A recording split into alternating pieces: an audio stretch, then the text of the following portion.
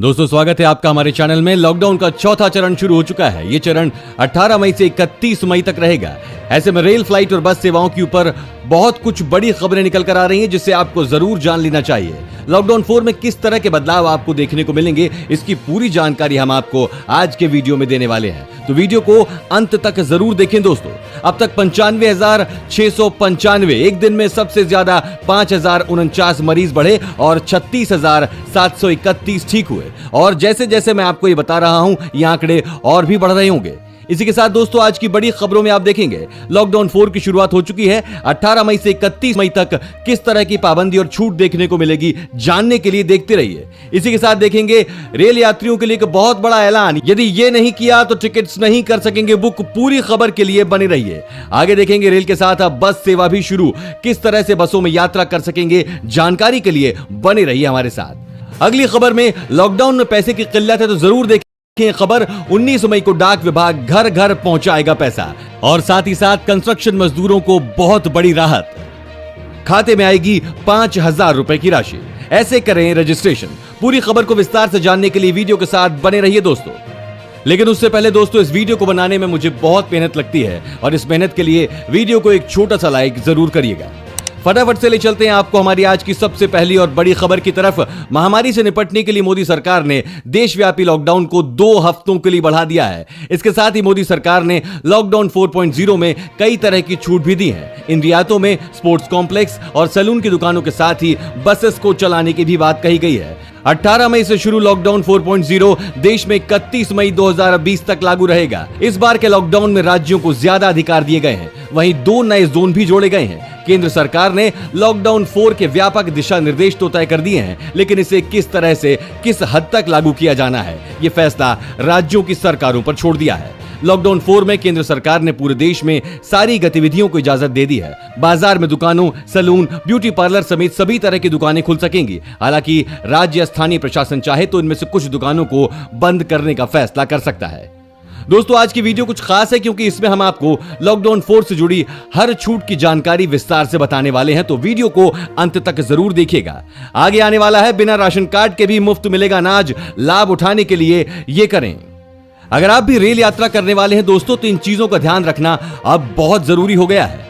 राजधानी की तरह स्पेशल ट्रेनों और नियमित समय पर चलने वाली अन्य ट्रेनों के लिए टिकट बुक करने वाले यात्रियों को पहले इस बात की पुष्टि करनी होगी कि वे उन राज्यों के क्वारंटीन प्रोटोकॉल के बारे में जानते हैं जहां वे जा रहे हैं। इसके बाद ही वे टिकट बुक करने के लिए आगे बढ़ सकते हैं। हाल ही में दिल्ली से बेंगलुरु के लिए एक स्पेशल राजधानी के कुछ यात्रियों को इस सप्ताह की शुरुआत में वापस आना पड़ा क्योंकि उन्होंने 14 दिनों के लिए क्वारंटाइन सेंटर जाने से इनकार कर दिया था। इसके बाद भारतीय रेलवे ने इस फीचर को अपनी IRCTC वेबसाइट में जोड़ने का फैसला किया है। यह नया नियम IRCTC वेबसाइट पर डाला गया, जिसमें लिखा है कि मैंने अपने गंतव्य राज्य की ओर से जारी स्वास्थ्य परामर्श को पढ़ लिया है, मैं इसे स्वीकार करता हूं और इसका पालन करूंगा।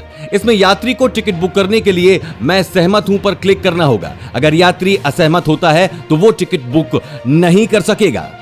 दोस्तों इस चैनल पर हम आपको देश और दुनिया भर की सबसे बड़ी खबरें सबसे पहले बताते हैं। अगर आपको भी दुनिया भर की खबरें सबसे पहले चाहिए तो चैनल को बिना भूले नीचे दिए लाल बटन को दबाकर सब्सक्राइब कर दें और बेल आइकन प्रेस कर दें। दोस्तों 18 मई से लॉकडाउन को फिर से बढ़ा दिया गया है और ऐसे में ट्रेन के साथ साथ अब बस सेवा शुरू करने की बात की जा रही है। लॉकडाउन के चौथे चरण में यात्री वाहनों और राज्यों के बीच बसों के चालन को आसान बनाने के लिए राज्यों और केंद्र शासित प्रदेशों की आपसी सहमति से बसों को अंतर राज्य में चलाया जा सकता है। साथ ही प्रत्येक राज्य के अंदर भी बस चलाने की अनुमति दी गई है। अगर राज्य सरकार इस अनुमति को स्वीकार करती है तो वो अपने हिसाब से अपने राज्य में बस संचालन की शुरुआत कर सकेंगे। इस मुद्दे को लेकर रविवार को गृह मंत्रालय के एक सर्कुलर में निर्देश जारी हुआ, जिसमें यदि दोनों राज्यों की सहमति हो तो उनके बीच बस संचालन शुरू किया जा सकता है। बसों के साथ साथ कैब जैसे कि ओला उबर के संचालन के ऊपर भी चर्चा चल रही है, लेकिन इसके ऊपर किसी भी तरह के दिशा निर्देश अभी तक जारी नहीं हुए हैं। दोस्तों लॉकडाउन में सबसे ज्यादा किल्लत आती है पैसों की, और ऐसे में लॉकडाउन में किसी को किसी भी तरह की परेशानी नहीं हो, इसके लिए डाक विभाग द्वारा लगातार कोशिश जारी है। अब डाक विभाग लोगों को सुविधा पहुंचाने के लिए 19 मई को घर घर जाकर पैसा पहुंचाने का अभियान चलाएगा। डाक अधीक्षक आरपी प्रसाद ने बताया कि अब तक बिहार में 8.5 लाख घरों तक करीब 125 करोड़ रुपए दूसरे बैंकों के खातों से घर पर पहुंचाए जा चुके हैं। इसके अलावा करीब 20 लाख लोगों तक 450 से 500 करोड़ रुपए डायरेक्ट बेनिफिट ट्रांसफर के माध्यम से दिए गए हैं। लॉकडाउन के दौरान इंडिया पोस्ट पेमेंट बैंक में करीब 10 लाख खाते खोले गए हैं। इसके साथ जरूरतमंद एवं कमजोर लोगों के बीच करीब 2 लाख पैकेट राहत सामग्री और कोरोना से बचाव के सामान उपलब्ध कराए गए हैं। सहायक डाक अधीक्षक नीरज कुमार चौधरी ने बताया कि लॉकडाउन के दौरान किसी को भी किसी प्रकार की परेशानी नहीं होगी। लोगों को विशेष रूप से मदद करने के लिए 19 मई को घर घर जाकर पैसे की निकासी के लिए विशेष अभियान चलाया जाएगा। महामारी को आम जनता के बीच फैलने से रोकने के लिए लॉकडाउन लगाया गया है। वहीं काम धंधा ठप होने के बाद लाखों की तादाद में मजदूर पैदल ही घरों को लौटने लगे। मार्च में लगाए लॉकडाउन के बाद मई महीने तक लगातार मजदूर सड़कों पर पैदल चलते नजर आ रही हैं। इसी बीच दिल्ली के मुख्यमंत्री अरविंद केजरीवाल ने लॉकडाउन के बीच एक बार फिर कंस्ट्रक्शन मजदूरों को आर्थिक मदद करने का ऐलान किया है। सीएम केजरीवाल ने कहा कि दिल्ली में कंस्ट्रक्शन का काम करने वाले मजदूरों को इस बार एक बार फिर से दिल्ली सरकार 5,000 रुपए की सहायता राशि देगी। इसके लिए कंस्ट्रक्शन मजदूरों को दिल्ली सरकार की ओर से लॉन्च किए गए पोर्टल पर जाकर रजिस्ट्रेशन कराना होगा। दिल्ली सरकार ने कंस्ट्रक्शन के काम में लगे मजदूरों के लिए ऑनलाइन रजिस्ट्रेशन शुरू कर दिया है। सीएम केजरीवाल ने कहा कि जिन मजदूरों का रजिस्ट्रेशन नहीं हुआ है वो इस सुविधा का लाभ उठाने के लिए दिल्ली सरकार की ई डिस्ट्रिक्ट साइट पर जाकर आवेदन कर सकते हैं। दोस्तों, लॉकडाउन के चलते प्रवासी मजदूरों को खाने की दिक्कत ना हो, इसके लिए केंद्र सरकार ने प्रधानमंत्री गरीब कल्याण योजना के तहत 2 महीने तक फ्री राशन देने का ऐलान किया था। लेकिन ऐसे में कई मजदूर ऐसे भी थे जिनके पास राशन कार्ड नहीं था। केंद्र सरकार ने समस्या को देखते हुए जिन मजदूरों के पास राशन कार्ड नहीं है उनके लिए नया उपाय किया है। केंद्रीय खाद्य और आपूर्ति मंत्रालय के निर्देशानुसार बिना राशन कार्ड के अनाज लेने के लिए आधार कार्ड दिखाकर रजिस्ट्रेशन कराना होगा। इससे उन्हें एक पर्ची मिलेगी जिसे दिखाने पर मुफ्त में अनाज मिल जाएगा। केंद्रीय मंत्री ने बताया कि राशन का वितरण ठीक तरीके से हो, इसकी मॉनिटरिंग की जाएगी। इसकी उपलब्धता के लिए टेक्नोलॉजी सिस्टम का इस्तेमाल किया जाएगा। One nation one ration card के तहत सरकार 2 महीने के लिए प्रवासी श्रमिकों को मुफ्त में अनाज बांटेगी। इसके तहत 3500 करोड़ रुपए खर्च किए जाएंगे। इसी के साथ दोस्तों, आप आगे की बड़ी खबरों में देखने वाले हैं, शराब के बाद पान गुटखा की दुकानें खुलेंगी, लेकिन बरतने होंगे ये एहतियात। और आगे बिजली के बिल पर सरकार की बड़ी बचत आदेश हो चुका है जारी। पूरी जानकारी के लिए देखते रहिए। साथ ही साथ 10वीं के बचे हुए पेपर नहीं होंगे, मार्कशीट में इनके आगे पास लिखा होगा। 12वीं के पेपर 8 से 16 जून के बीच और खुल रहे हैं क्रिकेट स्टेडियम। शुरू होगी आईपीएल की तैयारी। आगे देखेंगे दोस्तों, लॉकडाउन 4 के दौरान शादी करने का प्लान बना रहे हैं तो जान लीजिए ये बातें। खबरों को विस्तार से जानने के लिए बने रहिए हमारे साथ। दोस्तों, महामारी संकट के मद्देनजर आज से लॉकडाउन 4 शुरू हो गया है। मोटे तौर पर इसमें वही पाबंदियां हैं जो पहले, दूसरे और तीसरे लॉकडाउन में थीं, लेकिन दुकानों को लेकर रियायतें दी गई हैं। राज्यों को अधिकार दिया गया है कि वो कंटेनमेंट जोन के बाहर ये तय कर सकते हैं कि कौन सी दुकानें खुलेंगी और कौन सी बंद रहेंगी। लॉकडाउन 4 में ऐसी कई चीजें हैं जो खुल जाएंगी। होम डिलीवरी के लिए रेस्टोरेंट खुल जाएंगे, पान और बीड़ी सिगरेट की दुकानें खुल जाएंगी, लेकिन सार्वजनिक स्थानों पर स्मोकिंग की इजाजत नहीं होगी। दुकानों में सोशल डिस्टेंसिंग का पालन किया जाएगा और एक दुकान में एक बार में 5 से ज्यादा लोग नहीं रहेंगे। दोस्तों, लॉकडाउन में आर्थिक परेशानी व अन्य समस्याओं से जूझ रहे लोगों के लिए राहत भरी खबर है। उत्तर प्रदेश में ऊर्जा निगम ने बिल जमा करने की समय सीमा बढ़ा दी है।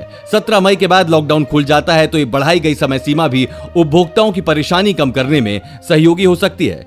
मार्च से मई तक के बिल की देय तिथि 31 मई तक कर दी गई है। यदि उपभोक्ता इस देय तिथि से पहले ही बिल जमा कर देते हैं तो पूर्व भुगतान की मिलने वाली छूट भी मिलेगी। MMR स्मार्ट मीटर व MRI द्वारा बड़े उपभोक्ताओं की बिल रीडिंग आधारित जारी किए जाएंगे। रेड जोन में घरेलू एवं कृषि निजी नलकूप श्रेणी के LMV 1 व 5 की बिलिंग नए सिरे से सूची से लेकर प्रोविजनल बिलिंग की जाएगी। ऑरेंज व ग्रीन जोन वाले जिलों में बिलिंग का कार्य मीटर रीडिंग के माध्यम से मौके पर ही किया जाएगा। दोस्तों, एक बहुत बड़ी खबर निकल कर आई है। मार्च से लागू लॉकडाउन के बीच मध्य प्रदेश में 10वीं 12वीं बोर्ड के स्टूडेंट्स को बाकी बचे पेपर की चिंता सता रही है। परीक्षा को लेकर उठ रहे सवालों के बीच माध्यमिक शिक्षा मंडल ने 10वीं की परीक्षाओं को लेकर बड़ा फैसला किया है। एमपी बोर्ड के 10वीं के बचे हुए पेपर की परीक्षा अब नहीं होगी। 10वीं के जो पेपर हो गए हैं उनके अंक के आधार पर रिजल्ट तैयार होगा और जो पेपर नहीं हुए हैं उनके आगे अब पास लिखा जाएगा। वहीं 12वीं की बाकी बची परीक्षाएं 8 जून से 16 जून के बीच होंगी। ये जानकारी मुख्यमंत्री शिवराज सिंह चौहान ने दी है। जानकारी के मुताबिक परीक्षा केंद्रों पर स्टूडेंट्स को स्क्रीनिंग के बाद ही एंट्री दी जाएगी। पेपर देने से पहले सभी को सैनिटाइज किया जाएगा। इसके अलावा पेपर देने के बाद भी स्टूडेंट्स को सैनिटाइज किया जाएगा। दोस्तों, अगर आपको भी IPL 2020 का इंतजार है तो इस खबर को जान लें। गृह मंत्रालय की नई गाइडलाइंस के अनुसार स्टेडियम खुल रहे हैं, लेकिन दर्शकों के बिना।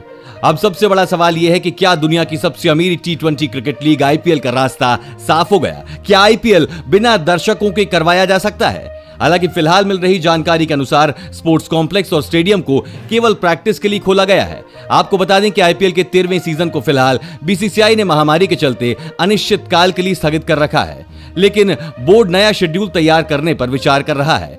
IPL 2020 के रद्द होने की स्थिति में 4000 करोड़ रुपए का नुकसान होगा। महामारी संकट को देखते हुए देश भर में 14 दिनों के लिए लॉकडाउन बढ़ा दिया गया है। लॉकडाउन 4.0 में सुबह 7 से शाम 7 बजे तक छूट रहेगी।